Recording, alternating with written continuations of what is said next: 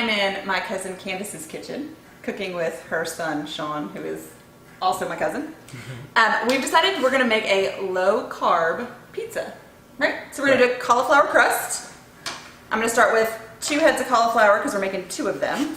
I'm just gonna cut off. You were right, that knife is sharp. So we're gonna cut the cauliflower into pieces, trying to stay away from the stems because that's not really what you want in your pizza. And we're gonna throw these in the food processor.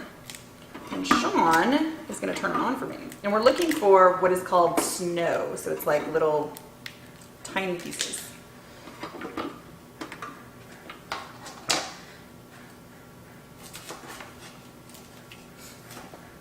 Isn't this fun? This is. It's exciting. Look, I love pizza. And finding a version of it that does not, that I can eat with on an Atkins diet is kind of nice.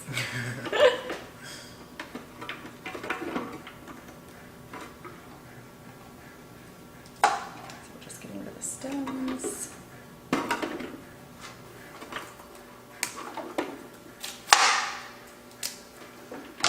So in order to, you need a head of cauliflower or about 6 cups of snow once it's all, I'm sorry, 3 cups of snow. I'm gonna make 12 because I'm doing 2 pizzas. Some of us like it spicy and some of us do not. So we're gonna make 2 separate pizza crusts. One will have some red pepper in it and one will not.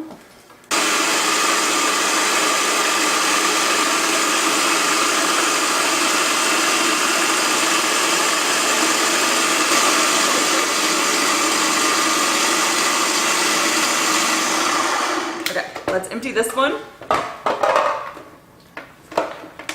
Which way are you supposed to twist? That way? I think, yeah. I think it twists towards you. There you go. Spatula.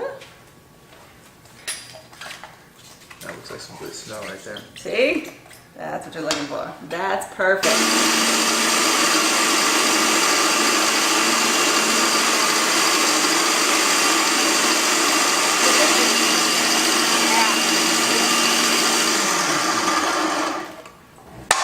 So we have snow. It's about 6 cups, give or take. And yes, that was a longer process than it should have been, but we learned some things. You know, everybody's food processor is different. So sometimes when you're cooking in somebody else's kitchen, you just gotta go with it. Go with the flow. Right?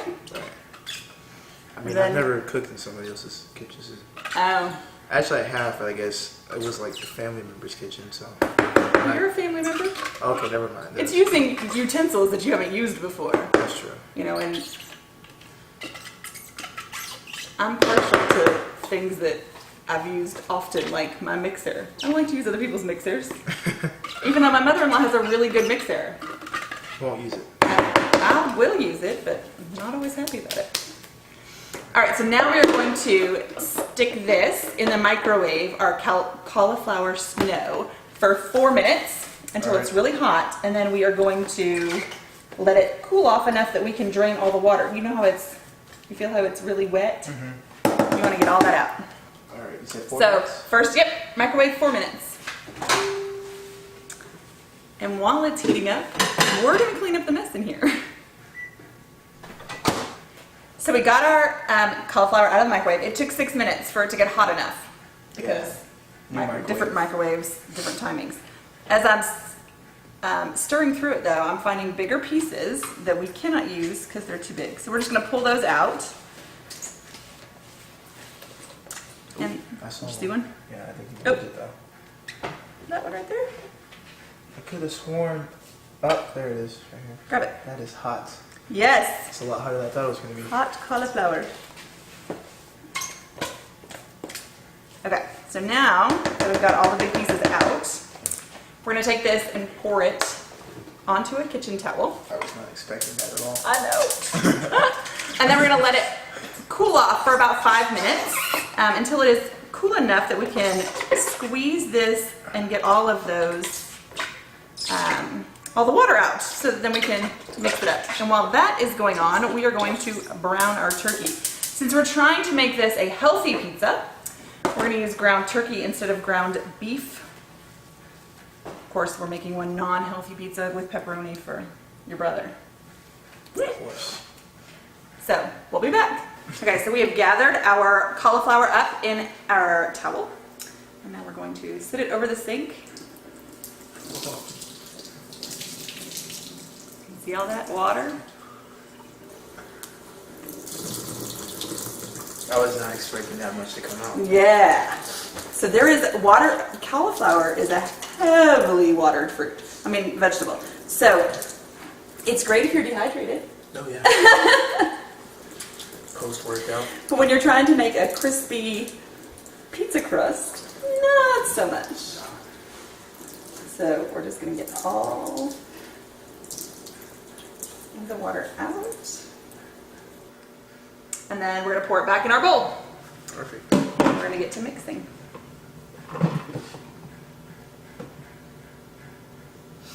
Okay, you ready? Mm-hmm. All right. So we have our cooled and drained cauliflower. Now we are going to add some seasoning. I have a teaspoon of garlic powder, a teaspoon of basil, a teaspoon of oregano, and half a teaspoon of salt. I'm going to mix all that together. I do it with my hands. Yeah, it's easier. Is there a certain technique? No? Here, look. I'll show you what I do. Oh. So I thought it was just no selling. That's about how it works.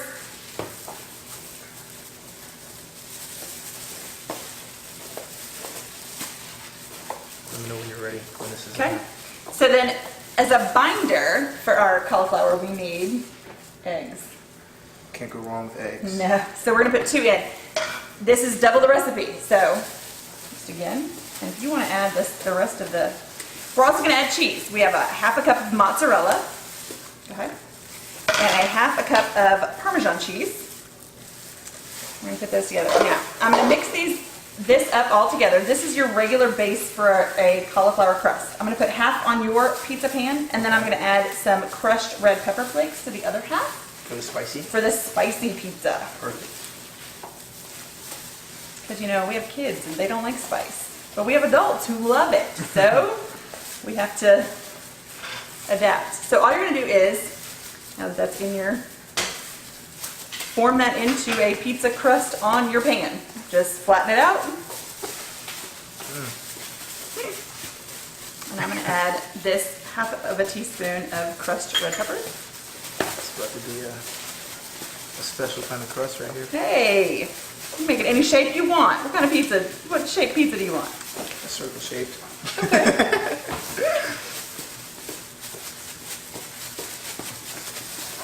Okay, so I have my pizza pan here.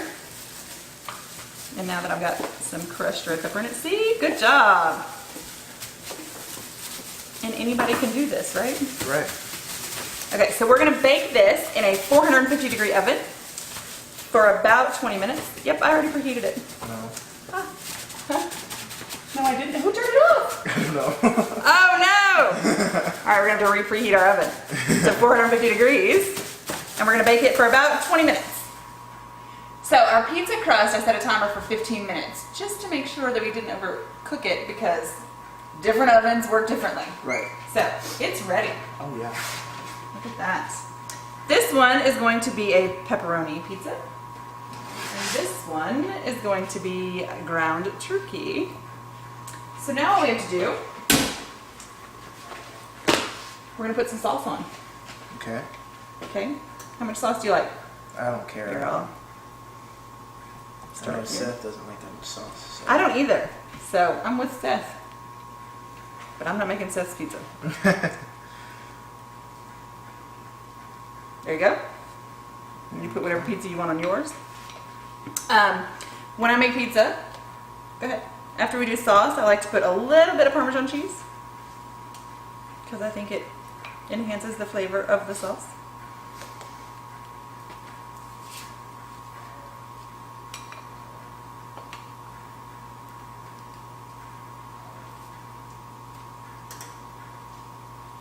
Perfect.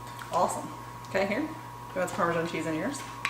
There is, in our world, there is no such thing as too much cheese. Especially in my role. See?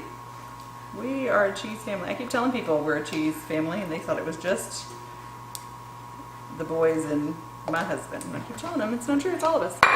All right, so you're gonna do pepperoni, and I'm gonna do the ground turkey. Put pepperoni on half, because Elijah won't eat pepperoni. Do I do the cheese first? Yeah. This is straight mozzarella. Put as much or as little as you want. Go for it. So I've got some ground turkey that we browned with a little bit of basil, a little bit of oregano, and a little bit of salt.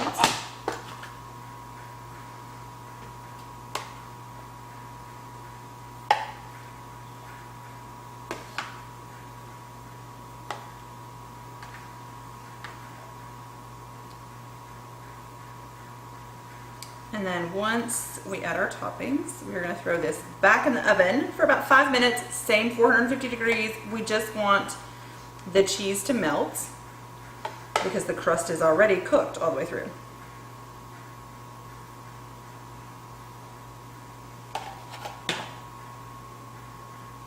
We're gonna add a little bit more cheese on the top, right? Right.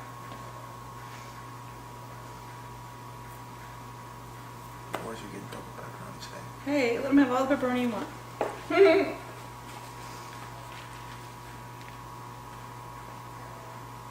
Perfect. So now, I'm gonna open the oven door for me. We're gonna slide these back in for 5 more minutes. And then we're gonna have dinner. 5 minutes later, pizza's ready. There is our half pepperoni, half cheese. And here is our ground turkey. Now, I like to finish my pizza with a little sprinkle of Parmesan cheese. Not much. And now it's time to eat.